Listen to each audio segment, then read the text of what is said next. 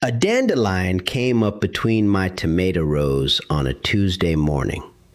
By Wednesday morning, it was dead, and the tomato plants on either side of it never knew anything had happened.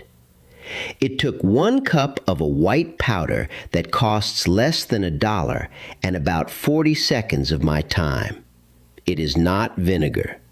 I have poured more vinegar on more weeds than I care to admit, and before we are done, I will tell you exactly why that was money thrown in a hole. It is not salt either, and if somebody has told you to pour salt on the weeds in your garden, I need you to stop listening to that person today. And it is certainly not the $30 jug with the trigger handle that the garden center stacks at the end of the aisle every April. My name is Wendell. I am 71 years old, and I have worked the same piece of ground in rural Ohio for 50 of those years. I am not a scientist, but I have got enough experience to fill a book. By the time we are finished, you will know what the powder is. You will know the one specific way it has to go down, and you will know what to expect at hour 2, at hour 6, and at hour 24. But I want to be straight with you about 2 things first. The first is that roughly half the people who have tried this got nothing at all, and almost none of them did anything wrong. The powder is the easy part. The way it goes down is the whole thing. The second is that there is one mistake with this method that does not kill your weed. It kills your bed, and it kills it for years. So let me tell you what it is, because you have already seen it, and there is no sense in dragging it out. It is baking soda, sodium bicarbonate, the yellow box that has been sitting in the back of your refrigerator, absorbing smells since sometime around Easter. Now here is what it actually does to a weed. This is worth your patience, because once you understand it, you can predict on your own where the method works and where it does not. You also stop being angry at the powder when it lets you down. Every leaf on every plant in your yard is wearing a coat. It is a waxy layer, thin as a whisper, and its whole job in life is to keep water inside the plant where it belongs. That coat is the reason a leaf can sit in an August sun all day and still be soft that evening. Baking soda does 2 things to it at once. It is a salt, and salt sitting on wet leaf tissue pulls moisture the wrong way, out through the surface instead of holding it in. And it shifts the chemistry right there at the leaf surface, hard enough that the cells underneath cannot go on working normally. What you get is not poisoning in the way people imagine poisoning. It is drying. The plant is losing water faster out of its leaves than its roots can push water up into them. And a plant that loses that argument long enough collapses. That is the whole mechanism. There is nothing clever hiding behind it.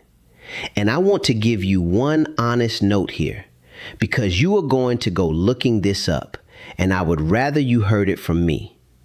If you search for university research on baking soda, nearly everything you will find is about disease.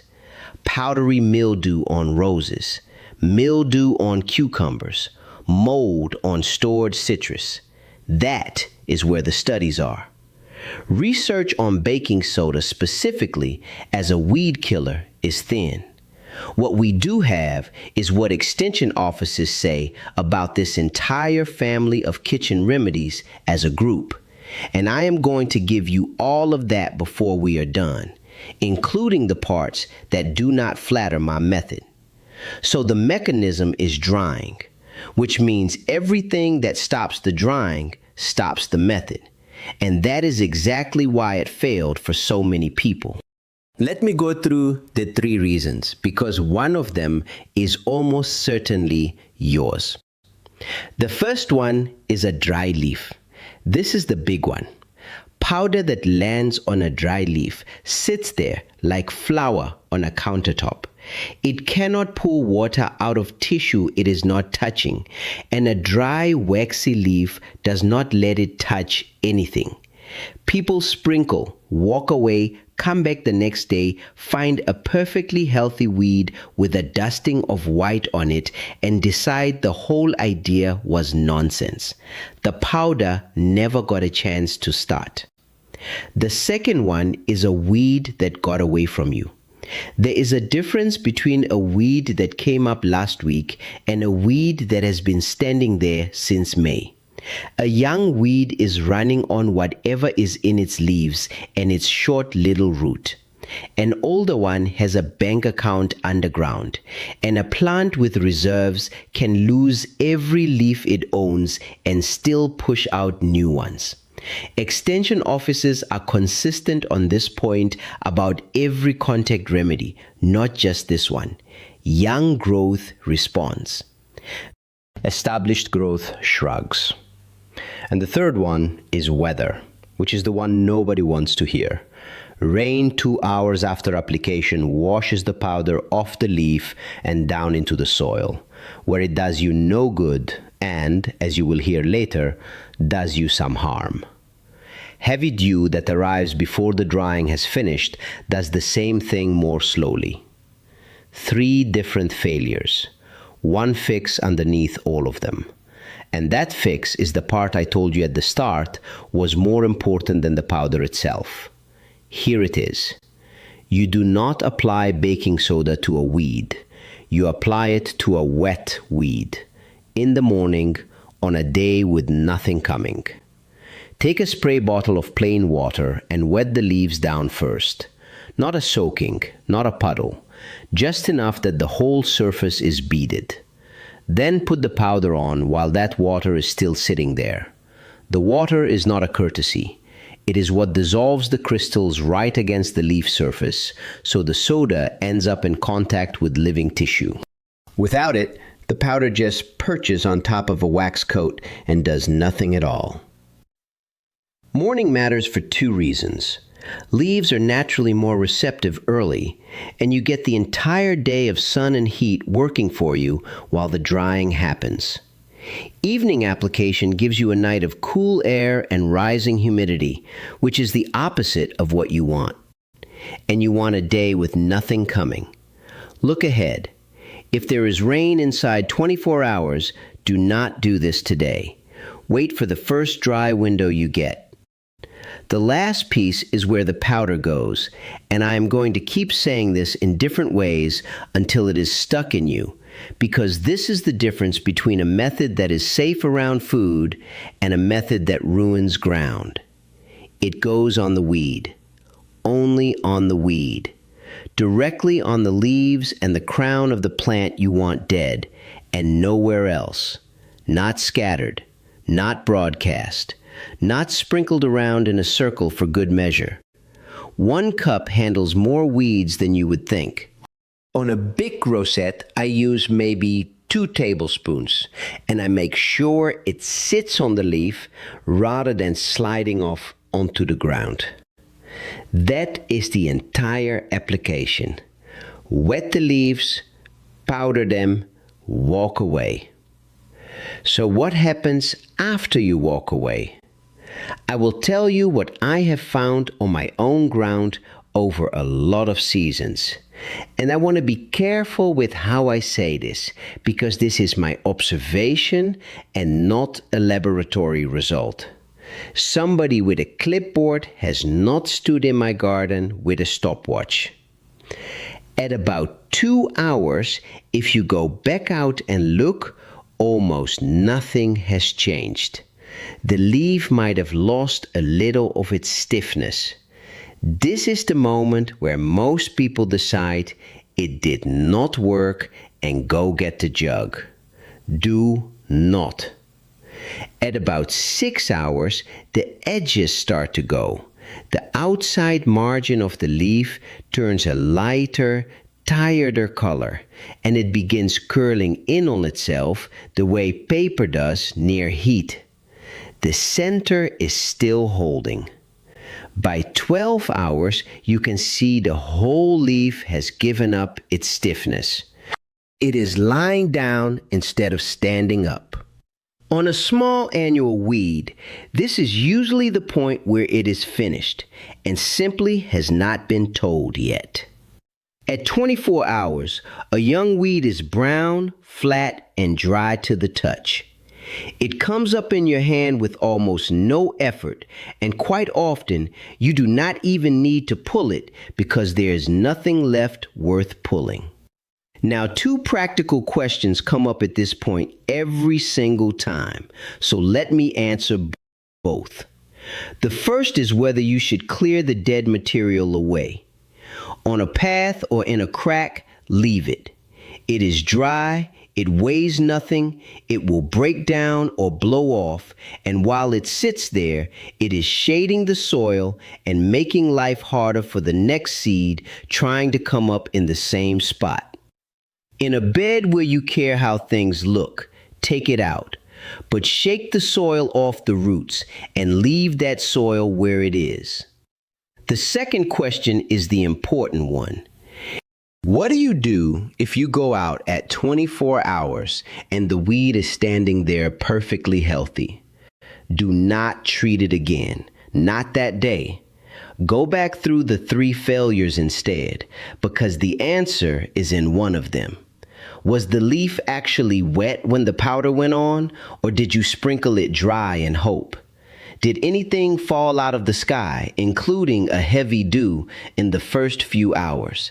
And be honest with yourself about the size of what you treated, because a weed the size of a dinner plate was never going to go down in a day, no matter what you put on it. 9 times out of 10, it is the first one.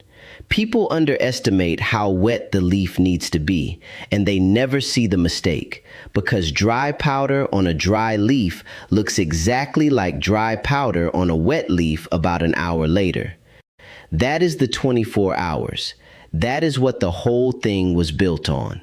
Now, if what I just described is something you did not know this morning, that is the whole reason this channel exists.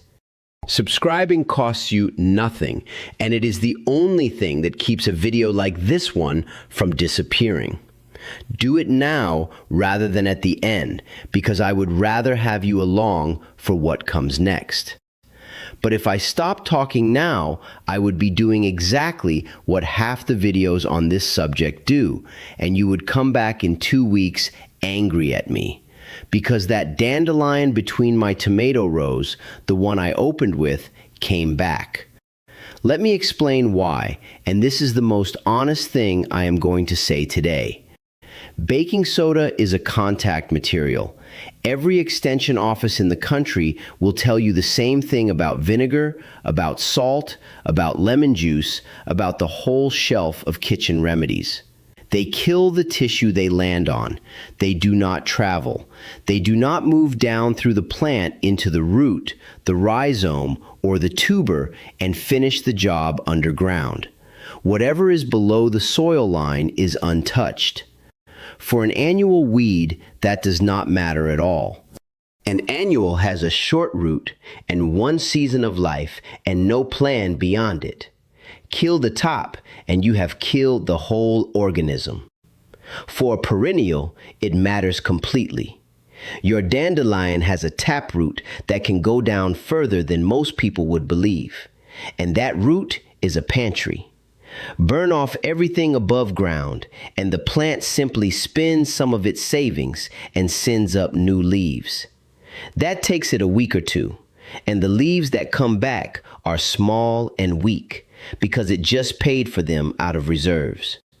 Which is the part people miss. You did not fail. You made a withdrawal from its account. The way you beat a perennial with this method is not one heroic application. It is patience. You hit it, you let it come back, and the moment those weak new leaves appear, you hit it again while they are young and soft, which is exactly the condition the method likes best. 3 rounds over a month will exhaust most taproots.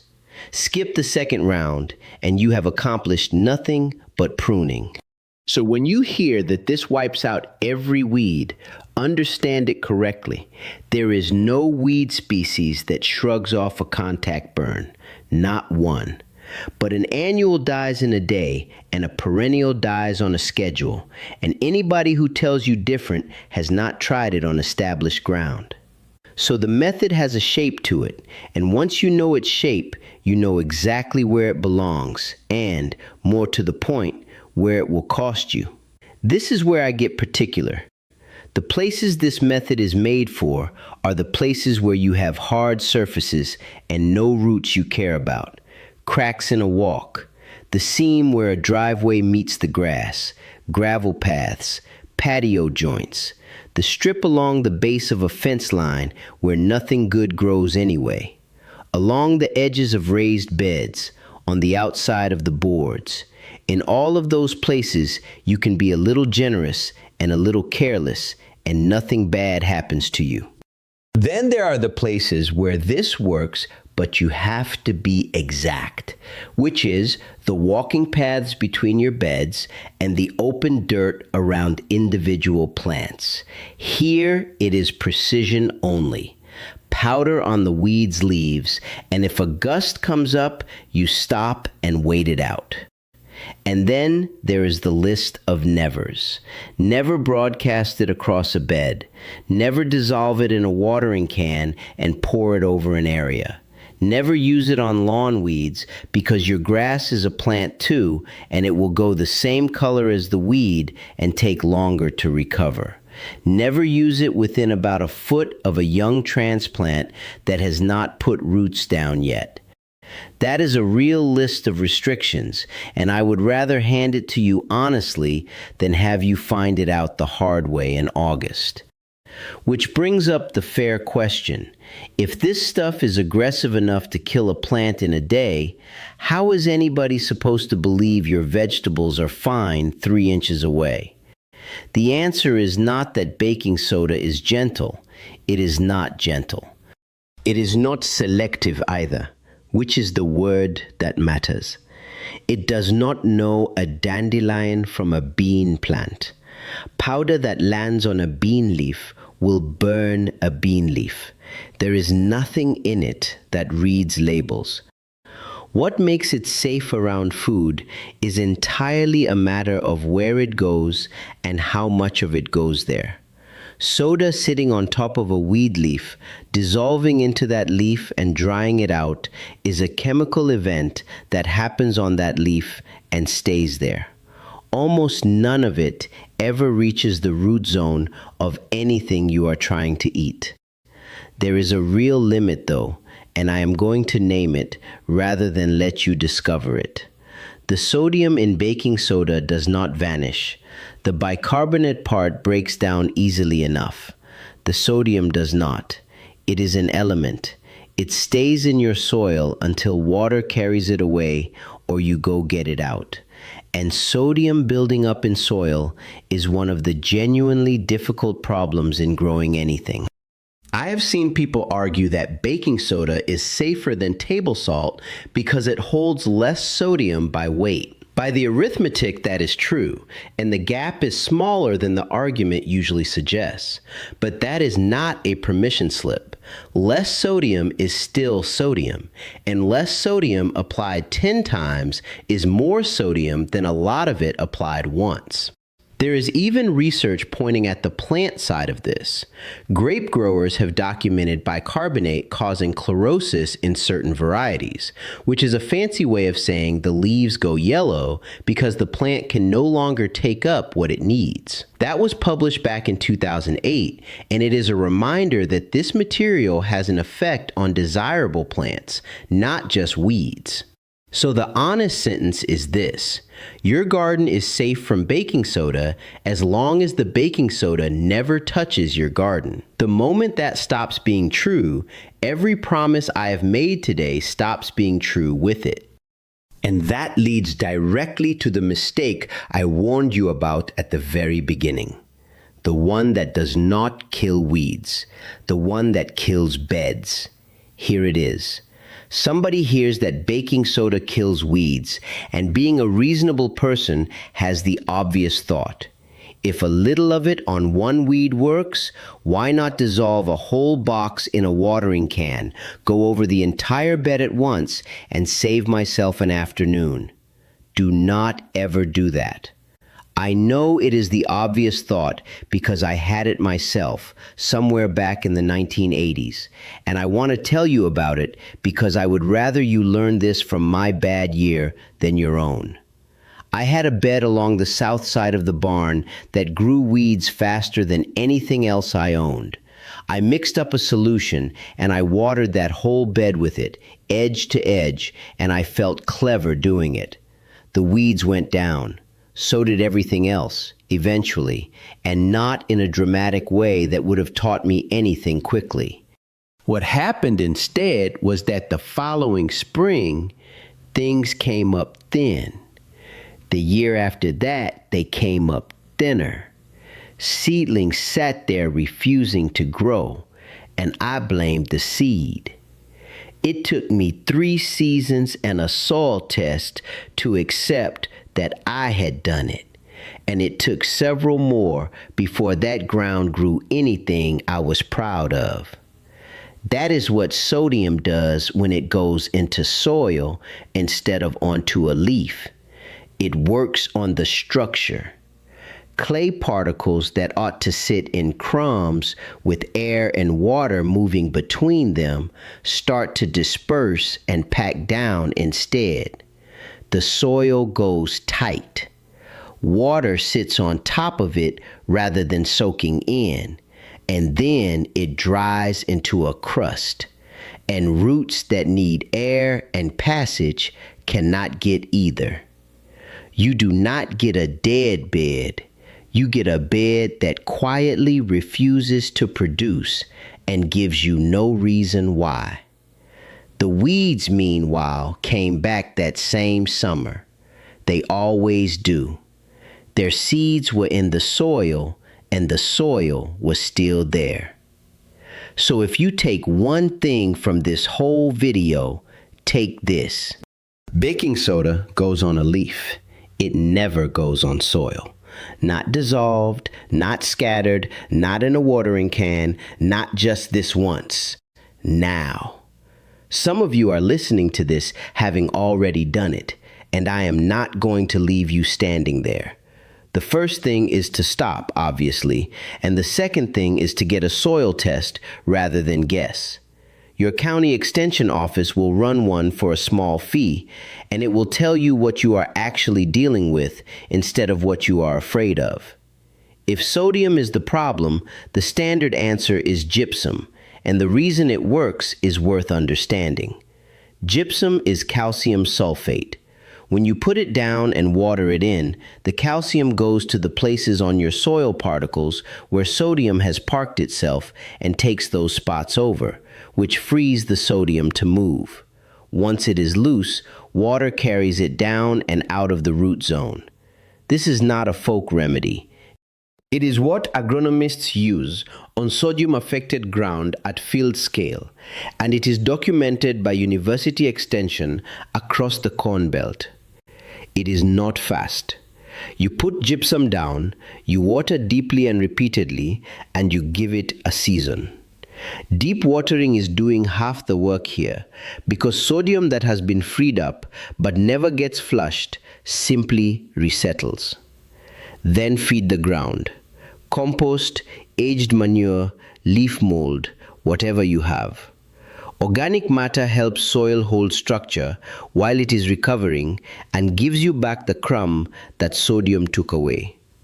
And if it is a small bed and you are impatient, there is no shame in digging out the top 8 inches and replacing it. I did not have that option because mine was a long bed and I was stubborn, but you might. That is the repair. Now let me deal with the other bottles under your sink because you are going to be offered all of them. Vinegar is the one everybody recommends. Household vinegar is 5% acetic acid, and it burns leaf tissue on contact, which is the same trick baking soda is doing by a different route. It has the same sealing too. It does not go to the root. What is worth knowing, and almost nobody mentions it, is the toxicity comparison. University weed scientists have pointed out that acetic acid actually has a lower toxicity threshold than glyphosate, the very chemical most people are switching away from. Natural is a word about origin, not about safety. Salt I have already told you to walk away from, and now you know exactly why. Everything I described about sodium wrecking soil structure is that story, except salt carries more sodium per spoonful, and people are usually told to apply it by the cupful. Salt on a gravel drive where you never intend to grow anything is defensible.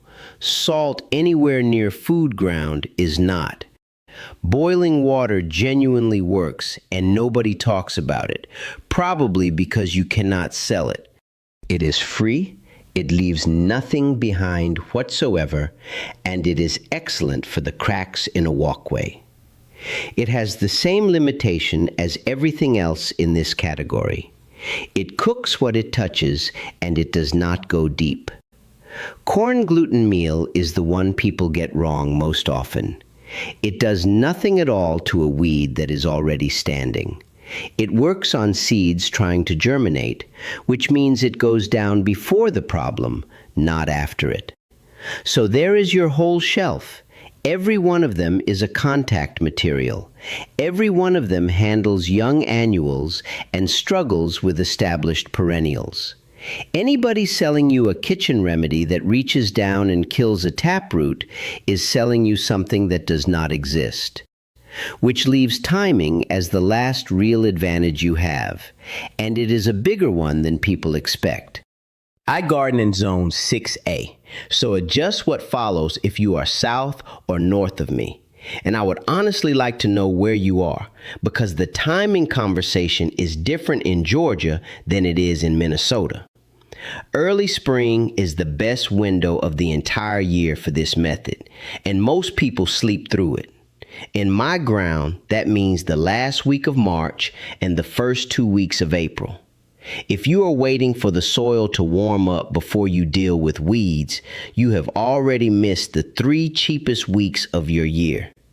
The weeds coming up in April are seedlings, small leaves, no reserves, no defenses worth mentioning. A young weed in April dies from a treatment that a grown one in July will laugh at. If you walk your paths once a week in April with a spray bottle and a jar of soda, you will spend the rest of the season dealing with a fraction of what you would otherwise. Late spring through midsummer is the workhorse period. Warm, sunny, and dry, which is everything the method wants. This is also when you run your repeat rounds on the perennials, and it is when you have to be most careful, because this is when your vegetables are large and leafy, and the odds of drift go up. Late summer, honestly, is when I mostly stop. The weeds are enormous. Most of them have already set seed, and burning the tops off accomplishes very little.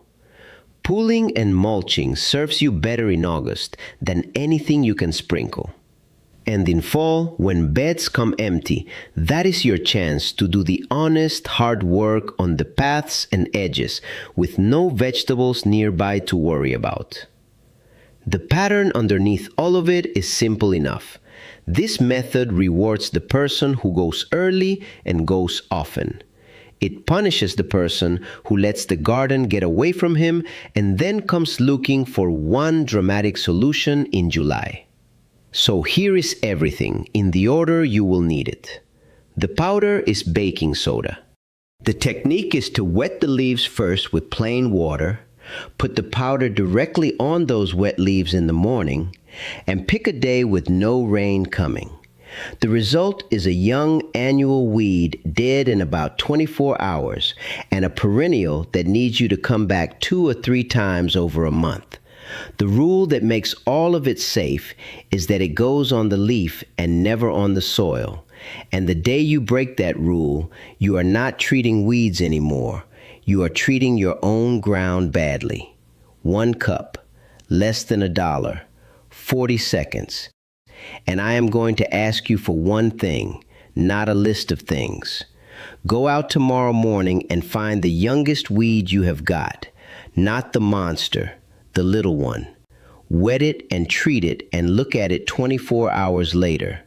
Learn what the method looks like when it works before you ask it to do anything hard.